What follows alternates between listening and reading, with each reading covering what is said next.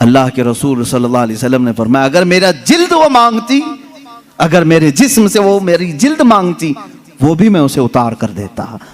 हुजूर पाक सल्लल्लाहु अलैहि वसल्लम की बेइंतहा मोहब्बत थी इस रफीक हयात के साथ, हत्ता के जिस साल हजरत खदीजा की वफात हुई वो पूरे साल का नाम हुजूर ने आमुल हुज़्न रखा, ये गमों का साल है।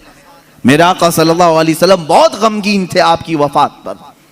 एक लाइफ पार्टनर दुनिया से चला जाए तो मेरे अजीजों वाकई दिल का सदमा है ये। लोग तो ये समझते हैं बीवी खेलने का नाम है, बीवी सिर्फ और सिर्फ मजे लेने का नाम है, एक मशीन का नाम है, अपने घरों के काम काज कराने वाली बांदियों का नाम है। ऐसा नहीं है, बल्कि तुम्हारा और उसका जिस्म जब मिलता है तो यूं समझ लो अब जिस्म दो होंगे लेकिन जान एक हो जाती है। और वही हकीकी जिंदगी है। जिनकी जिंदगियों में इस तरह की मोहब्बत नहीं, वो जहन्नम बन जाती है दुनिया में। शोहर छोटी छोटी बात पर औरत के पीछे लगा हुआ है, औरत छोटी छोटी बात पर मर्द के सर पर चढ़ी हुई है। कौन सी खाक जिंदगी गुजार रहे हो। रसूल पाक सल्लल्लाहु ताला अलैहि वसल्लम ने आसमानों की खबर दी, हजरत खदीजा ने कबूल कर ली। यह और बात है कि वो अल्लाह के रसूल थे, उनकी हर बात तस्लीम करना जरूरी, लेकिन वो हमारे लिए नमूने अमल भी है। अल्लाह ने कुरान में हमारे लिए फरमाया, तुम्हारे लिए रसूल की जिंदगी सबसे बेहतरीन नमूना है, आइडियल है। औरतों को चाहिए कि वो माँ खदीजा के अखलाक को सीखें, अपने शौहर के साथ कहां कहां खड़ा होना चाहिए। और मर्दों को ये चाहिए कि अपनी बीवियों की मुआसात, उनकी गम के मुतालिक उनके हालात की खबरगिरी कैसे किया जाए। जब बीमार हो जाए औरत तो तुम्हारे ऊपर यह फर्ज है मेरे अजीज कि उसकी तीमारदारी करो। आज कितनी बुरी रस्म है, कितना बुरा रिवाज।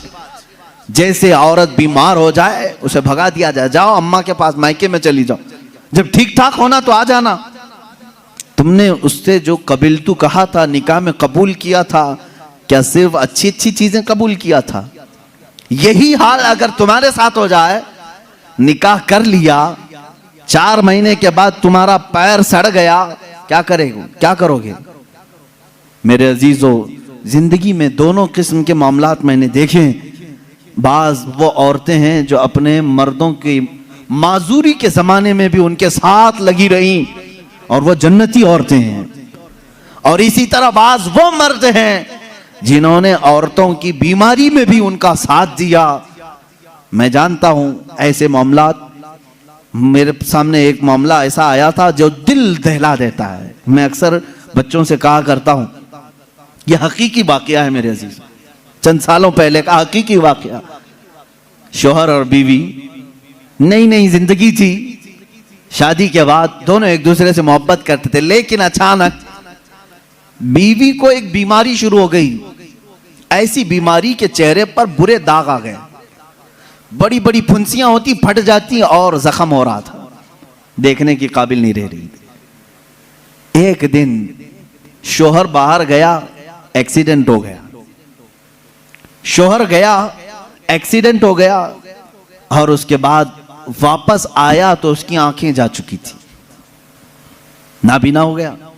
उसको घर लाया, खातून उसकी तीमारदारी करती रही, इयादत करती रही। सही हो गया लेकिन पकड़ करके चलाना पड़ता था। लेकिन बीवी की बीमारी ऐसी थी कि दिन ब दिन वो गलती जा रही थी, घटती जा रही थी और वो दाग भी बढ़ते जा रहे थे। लेकिन उसके लिए एक खुशी ये थी कि शौहर उसे देख नहीं रहा है। औरतें तो यही चाहती हैं ना कि अगर मेरी बदनुमा कोई चीज हो तो कम से कम मेरे मर्द से छुपी रहे। तो उसे एक खुशी ये थी कि शौहर देख नहीं रहा है, आंखें जा चुकी। इसी हालत में उसकी तकरीबन 2 साल या 3 साल गुजर गए। 2-3 साल के बाद औरत को डॉक्टरों ने कहा भी था कि ये बड़े खतरनाक मर्ज में है, इससे इलाज मुश्किल है, इसका इलाज मुश्किल है। 3 साल या करीब करीब इतने सालों में औरत की वफात हो गई, औरत इंतकाल कर गई और लोगों ने जनाजा उठाया, दफन किया। मर्द जो था बड़ा गमगीन कि हाथ पकड़कर रोजाना उठाती थी, चलाती थी, फिराती थी, खिलाती थी, सब कुछ।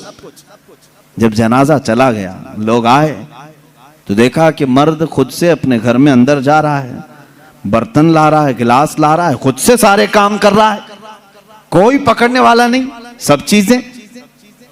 मोहल्ले वालों ने पकड़ करके कहा तुझे सब दिख रहा है? उसने कहा मैं कभी अंधा हुआ ही नहीं था, मैं कभी अंधा हुआ ही नहीं था। 3 साल से तो सिर्फ मैंने अंधा होने का एक बहाना तलाश कर लिया था, सिर्फ इसलिए कि मेरी बीवी ये सोच रही थी कि मेरे चेहरे पर बदनुमा दाग है, मेरा शोहर मुझे कहीं छोड़ ना दे। मैंने उसकी फीलिंग को बरकरार रखने के लिए अंधे होने का नाटक किया था, और वो इस दुनिया से खुशी खुशी गई है। बस मुझे इतना एहसास है दुनिया में वो मर्द भी है जिन्होंने अपनी औरत का दिल रखने के लिए 3 साल तक नाबीना होने का एक ढोंग किया, सिर्फ इसलिए कि उसका दिल ना टूटे। बाज बीमारियां ऐसी होती हैं, उनसे तुम सरफे नजर कर लो, कतई नजर करो। और अगर तुमने सिर्फ खूबसूरती देख करके शादी की तो तुमने किसी नफ्स या किसी जान से नहीं निकाह किया, तुम तो सिर्फ और सिर्फ हुस्न से शादी की। यह हुस्न 4 दिन 5 दिन के बाद खत्म होगा, तुम्हारे तबीयत की और बहलाने की चीजें खत्म हो जाएंगी, तो फिर ना चाकी ना इत्तेफाकी बढ़ जाएगी। मोहब्बत जिस्म से नहीं रूह से होती है। मोहब्बत उसके चेहरे के सपाट होने से नहीं, उसके अखलाक व किरदार से होती है। बहुत सारी औरतें वो हैं जिनकी आदत से तुम मोहब्बत करो, उनके अखलाक से मोहब्बत करो, उनके किरदार से मोहब्बत करो, फिर देखना उनका कालापन कभी तुम्हें एहसास भी नहीं दिलाएगा, कभी उनका भौंडापन भी तुम्हें एहसास नहीं दिलाएगा, अगर अखलाक की खूबसूरती उसके अंदर हो। ये मर्दों के लिए जरूरी है मेरे अजीजों। अल्लाह के नबी सल्लल्लाहु तआला अलैहि वसल्लम ने जो हुस्न सलूक अपनी खानगी जिंदगी में अपनी अज़वाज मुतहरात के साथ किया, मैं चैलेंज के साथ कहता हूं पूरी दुनिया में उसकी मिसाल कोई नहीं पेश कर सकता, कोई नहीं ला सकता। रसूल पाक सल्लल्लाहु तआला अलैहि वसल्लम ने अपनी हर ज़ौजा के साथ जो हुस्न सलूक फरमाया, यहां तक कि अल्लाह ताला ने आयतें नाजिल फरमाई कुरान में अज़वाज मुतहरात के आदब के लिए। वइज़ा सअलतुमुहुन्ना मताअन फस्अलूहुन्ना मिन वराइ हिजाब, ऐ लोगों जब कभी तुम रसूल की बीवियों से कोई चीज मांगने जाओगे पर्दे के पीछे खड़े रहना। हुजूर की औरतों के बिल्कुल मुकाबिल आना जायज नहीं, जबकि वो पूरी उम्मत की माएं हैं। कुरान कहता है वो तुम्हारी उम्महातुकुम, वो तुम्हारी माएं हैं। अल्लाह तबारक तआला ने मोमिनीन की माएं उन्हें बनाया है। अजीजा ने गिराम वक़ार रसूल करीम सल्लल्लाहु तआला अलैहि वसल्लम की ये अज़दवाजी जिंदगी थी। शादी किस तरह से करें, किसके साथ करें, एक अलग टॉपिक, लेकिन मैं आपको ये जरूर बताऊंगा। हुजूर अकरम सल्लल्लाहु तआला अलैहि वसल्लम ने फरमाया या माशर शबाब मन इस्तताअ मिनकुमुल बाअ फलयतज़व्वज फइन्नहु अग़द्दु लिलबसरि व अहसनु लिलफरज। ऐ नौजवानों, तुम में से जिसकी इस्तिताअत है चाहिए कि वो निकाह कर ले, इसलिए कि निकाह तुम्हारी आंखों को बचाता है, तुम्हारे शर्मगाह की हिफाजत करता है। और ये 2 चीजें ऐसी हैं जो बड़ी डेंजर हैं, आंखें बहकती हैं और शर्मगाह जिना करती है। यही 2 चीजें हैं जो इंसान को तबाही व बर्बादी में ले जाती हैं। इसका सॉल्यूशन निकाह है। और हुजूर अकरम सल्लल्लाहु अलैहि वसल्लम ने फरमाया निकाह को इतना आसान बना दो कि जिना करना मुश्किल हो जाए। लेकिन आज उल्टा नहीं है, उल्टा नहीं है। जिना बहुत आसान हो गया लोगों को, वो थोड़े पैसे खर्चा करके किसी भी औरत के साथ मुआज़ल्लाह रब्बिल आलमीन मुंह काला कर लेते हैं। लेकिन निकाह करने के लिए कितनी बंदिशें लगा रखी। आसान करो इसे जितना हो सके। हर आदमी अपने अपने स्टेटस और स्टैंडर्ड के मुताबिक निकाह कर सकता है, लेकिन हो क्या रहा है, अमीरों की शादियां देख करके गरीब भी यही ख्वाब सजा रहा है मेरी बेटी का भी निकाह उतने बड़े हॉल में होना चाहिए जितना उसने किया है, चाहे तुम्हारी हैसियत पैसों की कुछ भी ना हो। दिखावा चाहते हो लोगों को। शादियां बड़ी बड़ी करना अक्सर लोगों का सिर्फ और सिर्फ इसलिए होता है कि लोग देख करके कहें वाह क्या शादी किया। सिर्फ इतनी तारीफ सुनने के लिए तुम इतने पैसे खर्चा करने चाह रहे हो। अजीजा ने गिराम वक़ार, जिंदगियां देखो लोगों की, जिन्होंने मस्जिद में निकाह किया उनके भी बच्चे हो रहे हैं, घर चल रहा है। जिन्होंने बहुत बड़े 5 स्टार होटल में निकाह किया उनकी भी जिंदगी चल रही, बच्चे हो रहे। ऐसा नहीं कि 5 स्टार होटल में शादी करने के बाद सोने चांदी के बच्चे पैदा हो रहे हो, और गरीब घर में शादी करने वाले को सिर्फ अंडे आ रहे हो। ऐसा तो नहीं, सबकी नस्ल चल रही है, शादी के बाद की जिंदगी पर तो कुछ भी फर्क नहीं है, सिर्फ और सिर्फ शैतानी दिखावा है। कुरान कहता है इन्नल मुबद्दिरीन कानू इख्वान शयातीन, जो फजूल खर्ची करते हैं वो शैतान के भाई हैं। कुरान कह रहा है शैतान के भाई। हाँ, मैं आपसे कहूंगा, आपको अल्लाह ताला ने माल दिया है, जितना माल दिया है, आप माल के एतबार से अपनी शादी अच्छी करना चाहें, इजाजत है, इस्लाम में जायज है। आप अल्लाह की नेमतों का इजहार कर रहे हैं, लेकिन उन लोगों से मेरा यह सवाल है जिनके पास है नहीं, कर्जे ले ले करके दिखावा कर रहे हो, क्या जरूरत है? क्या जरूरत है? अगर लोग तुम्हें कहते हैं कि अरे बहुत छोटी शादी किया, तो लोगों को कहने दो, इसलिए कि शादी उनके लिए नहीं किया, तुम्हारे दामाद के लिए, बेटी के लिए किया है। मियां बीवी जब दोनों राजी हैं तो इन दोनों के मुतालिक क्या तुम्हारा टेंशन है, किस बात की फिक्र है? अजीज़ान गिरामी वक़ार, हुजूर अकरम सल्लल्लाहु ताला अलैहि वसल्लम ने जिनकी शादियां की हैं, किन बातों पे की? एक नौजवान साहबी आए, कहा निकाह की ख्वाहिश है, लेकिन कौन निकाह करके देगा मुझे? हुजूर ने फरमाया मैं एक अंसारिया से शादी करता हूं तेरी, एक अंसार साहबी की बेटी है, लेकिन महर कुछ ना कुछ लेकर के आ, एक चांदी की अंगूठी तो महर में लेके आ। उन्होंने कहा इतनी कीमत मेरे पास नहीं है। हुजूर ने फरमाया वलो खातमन मिन हदीदिन, जा लोहे की तो मिलेगी अंगूठी, लोहे की अंगूठी लेकर के आ, मैं इसी महर पर निकाह कर दूंगा। वो गए और उन्होंने कहा हुजूर लोहे की अंगूठी लाने की भी ताकत नहीं है, मेरे पास अभी कुछ भी नहीं। हुजूर सल्लल्लाहु ताला अलैहि वसल्लम ने फला अंसारी साहबी की बेटी को बुलाया और कहा मैं तेरा इससे निकाह कर रहा हूं। वो राजी थी, कहा आका आपकी मर्जी। अब इस साहबी को महर तो कुछ तो देना था। हुजूर ने पूछा हल माका मिन सूरिल कुरान, क्या तुझे कुरान की कुछ सूरे याद है? उस साहबी ने कहा कज़ा व कज़ा या रसूल अल्लाह, हाँ आका ये सूरतें याद हैं मुझे। हुजूर ने फरमाया जा ये तेरी दुल्हन को वो सूरतें याद करा, यही तेरा महर है। कुरान पाक की सूरतें उसे पढ़ा, उसे याद करा, ये तेरा महर है। इससे ज्यादा आसान निकाह किसका हुआ होगा? ये निकाह मेरे आका सल्लल्लाहु ताला अलैहि वसल्लम ने उम्मत को तालीम दी। अजीज़ान गिरामी वक़ार, नौजवान को ये चाहिए कि हुजूर सल्लल्लाहु ताला अलैहि वसल्लम के अखलाक पर अगर वो चलना चाहे तो मेरे नबी से पूछे, आका सबसे ज्यादा बरकत कौन से निकाह में है?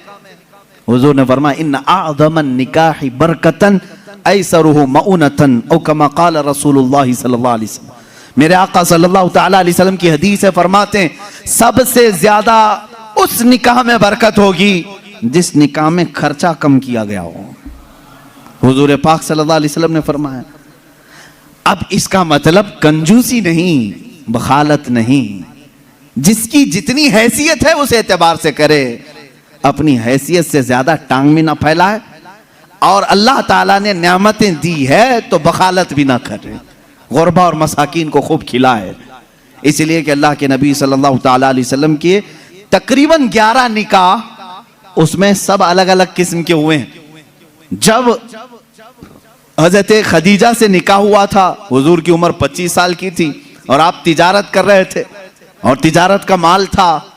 आप सल्लल्लाहु ताला अलैहि वसल्लम ने जो निकाह फरमाया उसमें लोगों की दावत भी हुई। एक निकाह हुआ हजरत सौदा रज़ियल्लाहु ताला अन्हा से, वो उस निकाह में सिर्फ खजूरें बांटी गई और कुछ भी नहीं। फिर हुजूर सल्लल्लाहु ताला अलैहि वसल्लम ने हजरत ज़ैनब से निकाह किया, हजरत मैमुना से निकाह किया, उसमें तो बकरा ज़बह करके वलीमा किया हुजूर पाक ने, और उतनी बड़ी दावत किसी और में नहीं। क्यों? ये मैं हालात बता रहा हूं। जब तुम्हारे पास माल था या माल आया है उस एतबार से तुम्हें करने की इजाजत है, और जब ना हो तो कर्जा लेकर के दिखावा करने की इजाजत शरीयत ने नहीं दी है। शादियों के लिए इस तरह से लोग मकरूज हो जाते हैं। कई लोग ऐसे हैं जो अपनी पता नहीं अजीज अजीज चीजें उठाकर बेचते हैं, नहीं सिर्फ 4 लोगों में मुझे मुंह दिखाना रहता है, मुंह दिखाना रहता है, निकाह करना है बेटी का, निकाह करना है फलां का। और आज के मुआशरे से मैं नौजवानों से कहूंगा, मेरे सुनने वाले जितने नौजवान हैं, अगर नबी से मोहब्बत करते हो इस मिलाद में एक अज़म कर लो, एक अहद कर लो, हम में से जिसका निकाह होगा हम जिससे निकाह कर रहे हैं हम ससुर के लिए बला बन के नहीं उतरेंगे। हाँ, आज बहुत सारे दामाद बला बन चुके हैं, बला हैं, वो वबा हैं, इसलिए कि बेटी एक बार दिया है और ये बीमारी जिंदगी भर की लगा लिया है। हाँ, कई लोग हैं ऐसे। कड़वी जरूर है मेरी बात, जिसने अपनी बेटी दिया है और वो पीछे लग गया है। कल ही एक खातून मेरे पास आई, शादी होकर के उसके 9 साल हुए हैं, बच्चे भी हैं। वो रोती हुई आई, कह रही है कि मेरी माँ, उसकी माँ बेवा है, उसके बाप का इंतकाल हो चुका था बरसों पहले, और बरसों पहले मेरे बाप की जो प्रॉपर्टी थी खानदानी, वो मेरी बेवा माँ को मिली है। वो कुछ लाख रुपए आ गए हैं, और जैसे ही मेरे घर में मालूम हुआ है, शौहर ने मुझे बाहर निकाल के घर भेजा है, जा तेरी अम्मा को जो प्रॉपर्टी में मिला है उसमें से 2 लाख मांग के लेके आ। मुआज़ल्लाह, भिखारियों से क्यों शादी करते हो? इस तरह के लोग जो अपनी औरत पर अपना महल सजाना चाहते हैं, उनकी हैसियत बहुत जलील है, बहुत जलील। मैं आपको बताऊं, तुम बर्बाद होना चाहते हो, जिसकी ख्वाहिश है वो मुझसे पूछ ले, मैं बता दूंगा। तौबा अस्तगफिरुल्लाह, कोई नहीं चाहेगा। हर कोई बरकत का रास्ता हमसे पूछता है, लेकिन ये रास्ता भी मैं बता देता हूं। जो अपना बिजनेस और अपनी बरकत सब बर्बाद करना चाहता है, उसके लिए बाज़ बुजुर्गों ने फरमाया, वह अपनी बीवी से जबरदस्ती उसका माल लेकर के बिजनेस में लगाया हो, वहीं से शुरुआत हो जाएगी नहुसत की। उसके दिल को तोड़कर जो माल ले जाकर के लगाओगे तो फिर वहां से, हाँ, बखुशी देना और बात है, पसंदीदगी के साथ देना और बात है। बहुत सारे लोग शादियों के बाद अपनी बीवियों पर दबाव डाल करके उनका सारा जेवर उठाकर ले जाकर रख देते हैं और उस पर तिजारत करने की कोशिश करते हैं। कहां की बरकत? किसी का दिल रो रहा है और तुम अपनी दुकान सजाने जा रहे हो। तुम्हें तो शादी इसलिए करने का हुक्म हुआ था, एक कमजोर मखलूक तेरे निकाह में आ रही है, तू कमा और उसे खिला। यहां उल्टा हो गया, उसी से तू कमाना चाह रहा है। ये उल्टा नहीं हो गया? बहुत सारे लोग ये इंतजार में रहते हैं, शादी होगी तो अभी मांगना क्या क्या है, कार मांगे कि बाइक मांगे और क्या क्या चीजें मांगे। उन भिखारियों से मैं कहता हूं, खटोरा लो और गली गली घूमो, हर जगह जाओ, 1 साल में बहुत कुछ मिल जाएगा। और अगर तुम्हें शर्म आती है तो मेरे अजीजों, एक खातून से और उसके बाप से इस तरह के मुतालबे हरगिज न करो। हाँ, मांगने के तरीके भी अलग अलग हैं। पहले खुलकर मांगते थे, बोलते थे ये चाहिए, लिस्ट आती थी, सारी लिस्ट आती है खातून के घर में, ससुराल। लेकिन अभी कुछ नहीं, हमारी कुछ भी ख्वाहिश नहीं है, एक अच्छी शादी करके भेजो, अच्छी शादी करो। अच्छी शादी का मतलब डेनिसन में होना चाहिए। मैं तो यहां नाम ले रहा हूं, तुम दबा करके अपनी ख्वाहिशों का जिक्र करो और उसी में दबे लफ्जों में सारी चीजें। हमको कुछ मत देना, अपनी बेटी को ही जो कुछ भी देना है दे दो, हम उस पर नहीं कहेंगे। और बाप बेटी को जो जो दे, बाद में ताना मारेंगे, क्या तेरा बाप इतना नाअहल है, तुझे एक वॉशिंग मशीन नहीं दिया, तुझे एक पलंग नहीं दिया, तुझे एक तिजोरी नहीं दिया, तुम तो कह रहे थे कुछ नहीं चाहिए। अजीजा ने गिरामी, ये भी तरीका भीख मांगने का ही है। भीख मांग, ये जहेज की लानतों को खत्म करो। जो वो अपनी खुशी से ले आए वो उसका माल है, तुम्हारा नहीं। औरत जो अपने घर से लाती है वो उसका खुद का माल है, शोहर का नहीं, ना ससुराल का है। औरत जब तक चाहे उसे इस्तेमाल करे, वो इजाजत दे तो दूसरे इस्तेमाल करें। तुम शरीयत का मसला समझते हो?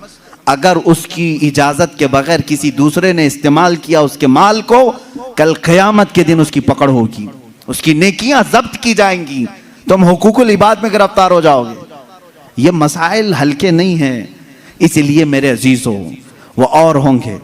मुझे यहाँ मालूम है कि ये रिवाज क्यों आए जानते हैं? यहाँ पर हिंदुओं के यहाँ ये माहौल है, जहेज की रस्म बहुत खतरनाक बला है उनके यहाँ। आज भी औरतें जलाई जाती हैं जहेज के नाम पर। बाज स्टेट ऐसे हैं आज वहां जहेज के नाम पर बहुत खतरनाक मामलात ससुराल वाले करते हैं। ये रस्म और रिवाज पहले से चली आई, जिसकी वजह से आप लोगों ने ये अडॉप्ट किया। वरना मैं कहता हूं नौजवानों को, अरब में जाओ, शादी करना मुश्किल हो जाएगा। हाँ, वहां पर तुम क्या मांगोगे?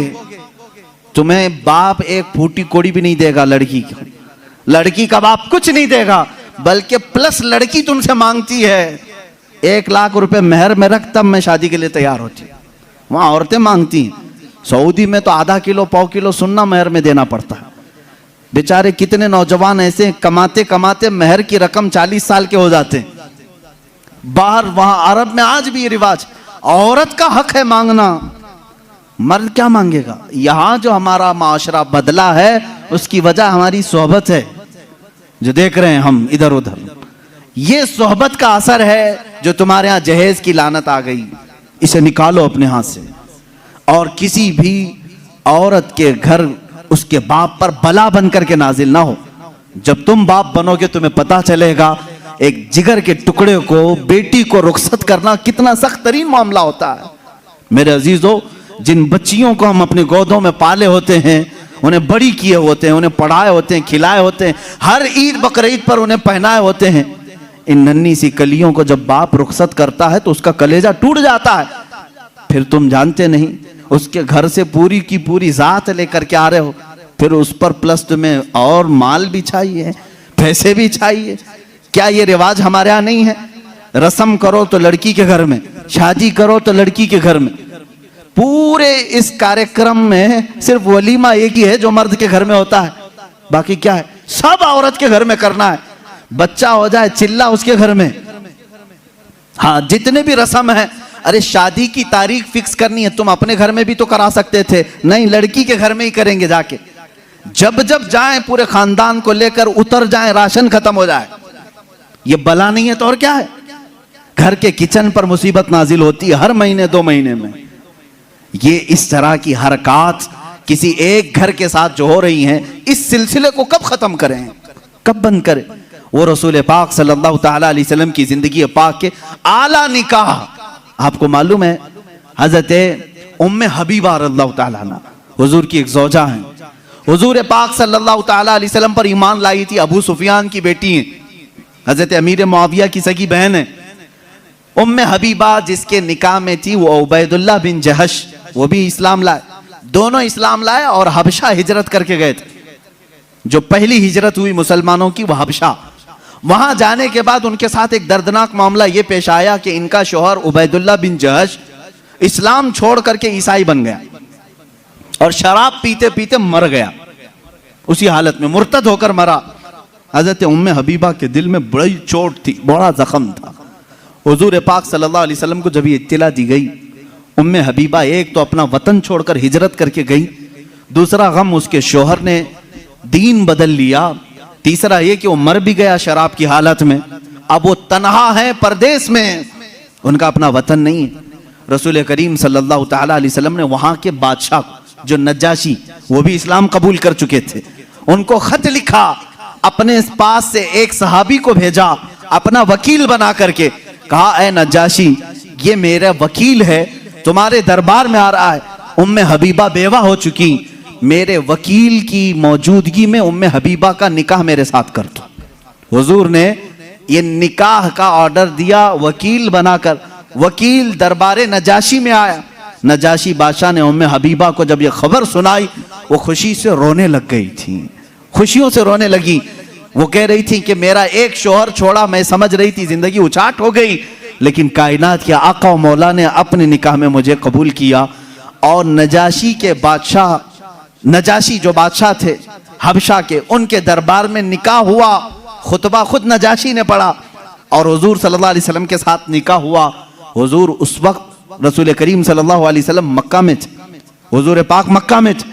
निकाह उम्मे हबीबा का हबशा में हो रहा है और हबशा में ही मेरे आका सल्लल्लाहु ताला अलैहि वसल्लम की इस ज़ौजा मुतहरा को नजाशी बादशाह ने सहाबा को बुलाया और दावत किया और 2 गुलामों के साथ इस दुल्हन को रवाना किया हुजूर सल्लल्लाहु ताला अलैहि वसल्लम की बारगाह में।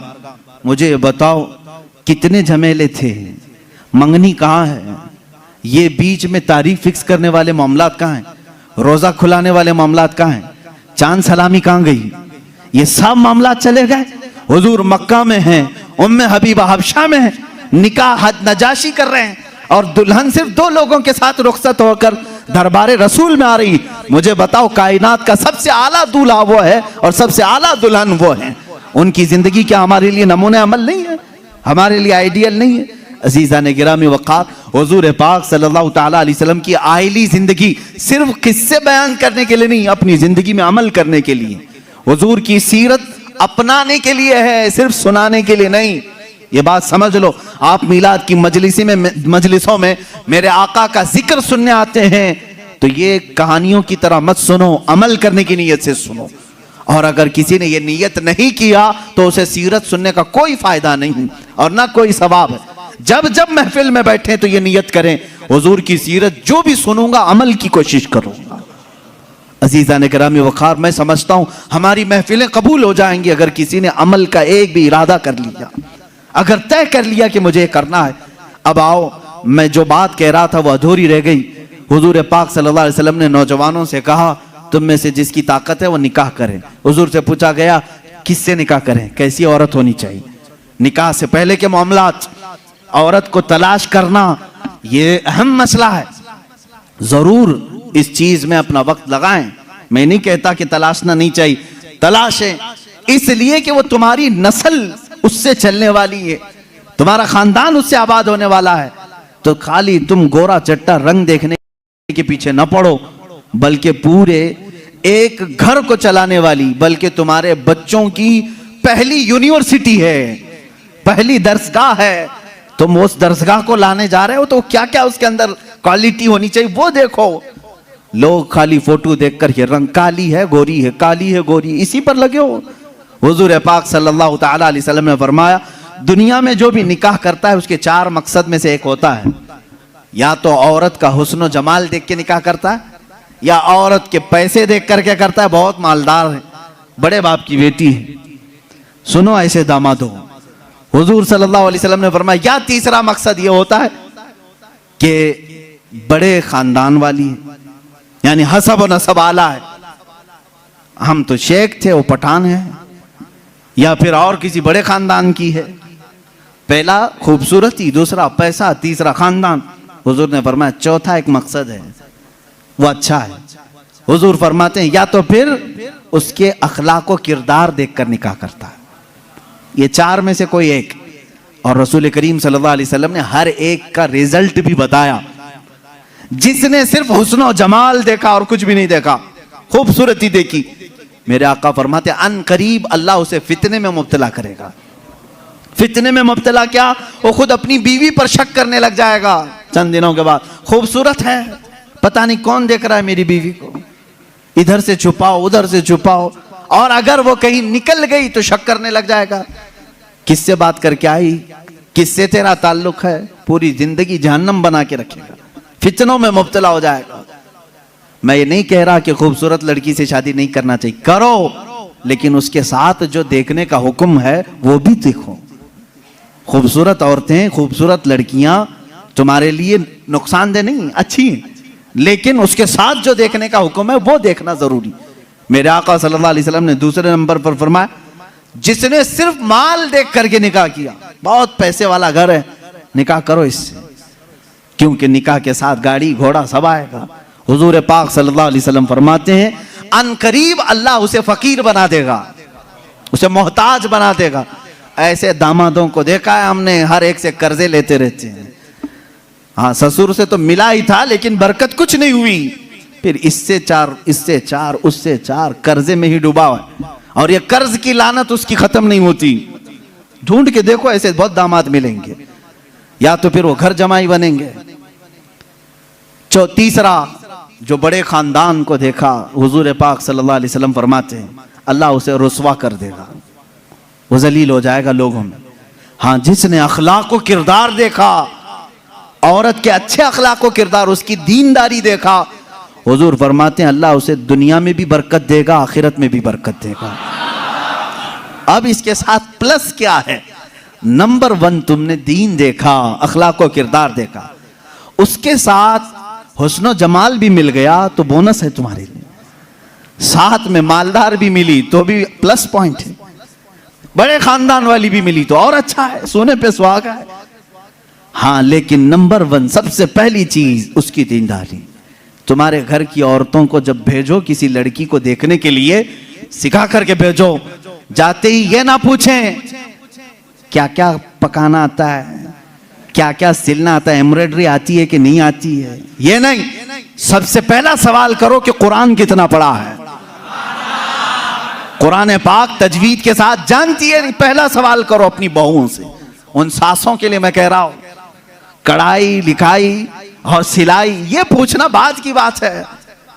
पहली चीज उसका दीन पूछो, और उसके बाद मेरे अजीजों, हम सब के लिए सबसे पहला सवाल ये है, उस खातून से ये पूछो कि अहले सुन्नत व जमात से क्या ताल्लुक है। औरतों की तरफ से मर्द के घर जाएं तो भी ये सवाल हो, इसलिए कि ये इश्क मुस्तफा की जड़ है, और जहां जड़ खराब हो तो फल नहीं आ सकते। ये सबसे पहला सवाल है कि उसके घर में दीन मुस्तफा कितना है, इश्क मुस्तफा कितना है। ये सबसे पहली चीज। अब याद रखना, जिस खातून को इस सवाल के साथ तुम लाए हो, उसकी जिंदगी पूरी अल्लाह रब्बुल इज्जत की जिम्मे करम पर है। फिर औलाद अल्लाह के जिम्मे करम पर है। हुस्न जमाल के साथ अल्लाह तुम्हें बाअखलाक औलाद अता करेगा, बाअखलाक औलाद अता करेगा। लेकिन ये तरीका शादियों का इस तरह से रखो, अगर लोगों को ये मालूम हो जाए ना, आज तुमने रिवाज बना लिया, लड़कियों को देखने आने से पहले सबसे पहले लड़के की अम्मा यही सवाल कर रही है, लड़के की बहन यही सवाल कर रही है, कुरान कितना पढ़ा है, तजवीद कितना पढ़ा है। 2-4 घरों में ये होने लग जाए तो देखो लड़कियों को सबसे पहले अब कुरान पढ़ाना शुरू कर देंगे। क्यों? सबको मालूम है नहीं पढ़ाएंगे शादी नहीं होगी। आज ये एम्ब्रॉयडरी क्यों करा रही हैं? इसलिए कि सवाल तुम पहले यही कर रहे हो, सिलाई आती है कि नहीं। सब लड़कियां सिलाई क्लास में क्यों जा रही? देखने वाले आकर के यही पूछ रहे हैं सिलाई कितनी आती, पकाई कितनी आती। इंडोनेशिया का माहौल मैंने देखा, इंडोनेशिया के हमारे बहुत सारे दोस्त हैं, सबसे ज्यादा मेरे ख्याल से हज पे आने वाले इंडोनेशिया लोग, इंडोनेशिया के लोग। क्यों जानते हैं? वहां जो भी लड़की देखने के लिए जाते हैं या लड़के को लड़की वाले देखने आते हैं, पहला सवाल करते हैं हज किया है कि नहीं। हज किया है तो बाप अपनी बेटी देता है, हाजी को दे रहा हूं। और इसी तरह लड़का भी फख्र करता है, मेरे तकरीबन 100 से ज्यादा इंडोनेशी दोस्त, सब की औरतें हज्जन है और वो खुद हाजी हैं। कहते हैं हमारे यहाँ शादी से पहले हज करा देते हैं, इसलिए कि इसी बेस पर शादी होती। ये कितने अच्छी चीज है कि दीन का सवाल हो रहा है, दीन पूछा जा रहा है। हाँ, ये तो तुमने लड़कियों से जाकर के घरों में पूछा, कढ़ाई आती है, सिलाई आती है, पकाई आती है। और यही सवाल लड़की के घर वाले जब लड़के पर के पास आते हैं, क्या करते हैं? कौन सी ऑफिस में काम कर रहा है, परमानेंट जॉब है कि प्राइवेट जॉब है, कैसी जॉब है, ये सब सवालात तो है ही। लेकिन धीमे धीमे प्रॉपर्टी भी पूछते हैं, कहां कहां है, कितनी जायदाद है। खुद डायरेक्ट ना पूछें तो किसी से पूछवा लें, बाप की कितनी जायदाद है। ये सवालात हैं। इन बेसिस पर, इन बुनियादों पर जब शादियां होंगी तो खुरापात नहीं तो और क्या होगा। इस्लाम की जो मुकद्दस शादियां थी वो किस बुनियाद पर होती थी जानते? एक वाकया मैं सुनाता हूं तुम्हें। शाह किरमान बड़े बुजुर्ग हैं, बड़े साहब कश बुजुर्ग किरमान के, उनके मुतालिक ये रिवायत है। वो मालदार भी थे, अपने वतन के सरदार भी थे। एक दिन मस्जिद में आए, देखा एक नौजवान है, सीधा साधा है, मस्जिद में बैठा है, एहतिकाफ में लगा है, नमाजों में। रात को देखा आपने आकर के कुरान पढ़ रहा है, उसको ऑब्जर्व करते रहे।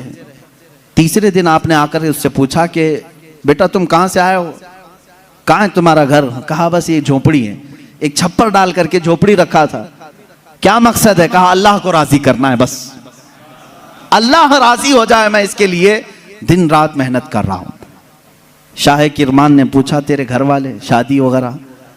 कहा नहीं, मुझे कौन शादी करके देगा, मैं फकीर आदमी हूं, मैंने सोचा भी नहीं। शाह किरमान की बड़ी हसीन और जमील बेटी थी, उनके निकाह के पैगामात शहजादों से आए थे, आपने दिया नहीं था बेटी को। शाह किरमान ने कहा मेरी बेटी है, क्या मैं तुझसे निकाह कर दूं? उसने कहा आप बड़ा रिस्क उठा रहे हो, मेरे पास क्या है, मैं दिन भर थोड़ी मेहनत करता हूं, थोड़ा खाने पीने का मिल जाए उसी पर मैं गुजारा करता हूं, बाकी मैं अल्लाह के लिए वक्त निकाल लेता हूं, इतना कमाता हूं जितना खाने के लिए हो जाता है बस। शाह किरमान ने कहा मैं राजी हूं। उसने कहा फिर सोच लें आप, मेरा घर देख लें। कहा मैं तुझे देख लिया बस काफी, घर कहां है तेरा वो नहीं। अपनी बेटी से जाकर के कहा एक हसीन शहजादा मैंने तेरे लिए ढूंढ लिया। बेटी भी ऐसी नहीं कि चंचल हो, हुस्न की परी हो तो नाटक और नखरे आ जाए ना, शाह किरमान की बेटी थी। कहा बाबा जान आपने जो फैसला किया वो बिल्कुल सही हो। कहां घर है? कहा झोपड़ी में है एक, बस जो फड़ लगा करके दरख्तों के एक झोपड़ी बनाया हुआ है। ये शाह किरमान की बेटी, वक्त के फरमा रवा वहां के सरदार और हाकिम की बेटी तैयार है। आपने जरूर उस नौजवान में कोई तकवा देखा होगा। कहा मगरिब में आए, मस्जिद में निकाह हो गया, मस्जिद में निकाह हो गया और दूल्हे से कहा आजा अपने घर, हमारे घर खाना खा ले और अपनी दुल्हन को लेकर अपने घर चला। निहायत सादगी से शादी हुई। दूल्हे की तरफ से कोई नहीं, मस्जिद के जो नमाजी थे वही आए, दुल्हन के घर पहुंचे। शाह किरमान की बेटी के यहां दावत हुई। रात को दुल्हन को लेकर ये आए झोपड़ी में। झोपड़ी में सिर्फ एक बिस्तरा लगा था, पर्दे का दरवाजा था, पर्दा गिराया और एक सुराही पानी की रखी हुई है जिसमें मटका जिसको कहें आप, उस पर एक आधी रोटी रखी हुई है सूखी। खातून आई, सबसे पहले पूरी झोपड़ी को देखती रही और उसके बाद पूछी ये रोटी किस चीज की है? कहा आज कमाई के लिए नहीं गया, आज शादी थी तो आज आधी रोटी खाया हूं, कल के लिए इसको रखा हूं, आधी रोटी बचा कर कल के लिए रखा हूं। वो रोने लगी। खातून कहती मुझे लगता है मेरे बाप ने गलत फैसला किया, मैंने तेरी बड़ी तारीफ सुनी थी। वो नौजवान कहता है मुझे मालूम था बड़े घर की औरतें हमारे साथ कैसे रह सकती हैं, तुम बड़े बाप की बेटी हो। वो शहजादी कहने लगी ना, बड़े बाप की बेटी बड़े घर की तमन्ना नहीं कर रही है, मुझे मेरे बाप ने कनाअत और तवक्कुल सिखाया है अल्लाह की जात पर।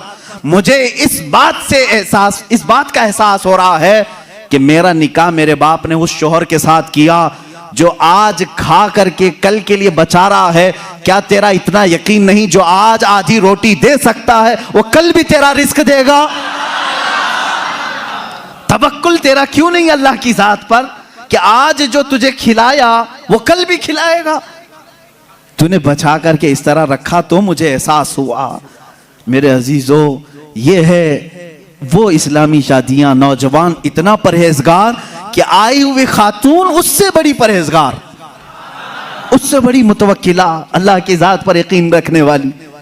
यहां सारी चीजें मैंने इसलिए सुनाए नौजवानों, जिंदगी सिर्फ हंसी खुशी खेल कूद पिकनिक सैर सपाटे के नाम नहीं, एक दूसरे की जिंदगियों में उतर जाने का नाम है। एक बहुत ही एतमाद के रिश्ते का नाम है। दोनों के दरमियान इतना एतमाद हो, इतना भरोसा हो। अब शोहर और बीवी का भरोसा, एक और भी बात मैं बताऊं, बीवियां भी सुन रही होंगी, औरतें भी। जो औरत अपने मर्द से मोहब्बत करती है और जो मर्द अपनी औरत से मोहब्बत करता, सिर्फ मोहब्बत करने वालों के लिए पैगाम है। क्या तुम ये चाहते हो कि तुम्हारी बीवी हमेशा तुम्हारे साथ रहे? यहां हो सकता है आप डर करके बोले या खुशी से बोले, कुछ भी बोलो आप, लेकिन जो मोहब्बत करने वाला वो कहेगा हाँ मुझे तो रहना है। बाकी जिसके लिए आफत है वो तो कुछ भी बोलेगा। औरतें जो मोहब्बत करने वाली, मैं ये कहूंगा, क्या तुम चाहती हो कि तुम्हारा शौहर भी हमेशा तुमसे मोहब्बत करे और तुम हमेशा उसके साथ रहना चाहती हो? तो मेरे अजीजों, बुजुर्गों ने लिखा है, वो कितने बेवकूफ हैं वो लोग जो आपस में एक दूसरे से मोहब्बत करते हैं। दुनिया में हर औरत चाहती है कि मेरा शौहर छोड़ के कहीं ना जाए। मर्द ये चाहता है कि मेरी औरत मेरे अलावा किसी और को न देखे। उन दोनों के लिए चाहिए कि कल क़यामत के दिन जब फैसला हो जाए, जब फैसला हो जाए, मेरे आका सल्लल्लाहु अलैहि वसल्लम ने फरमाया अगर दोनों की नेकियां आ गई, पास हो गए, तो जन्नत में भी अल्लाह ताला उन्हें साथ रखेगा, और अगर उसमें से एक बेनमाजी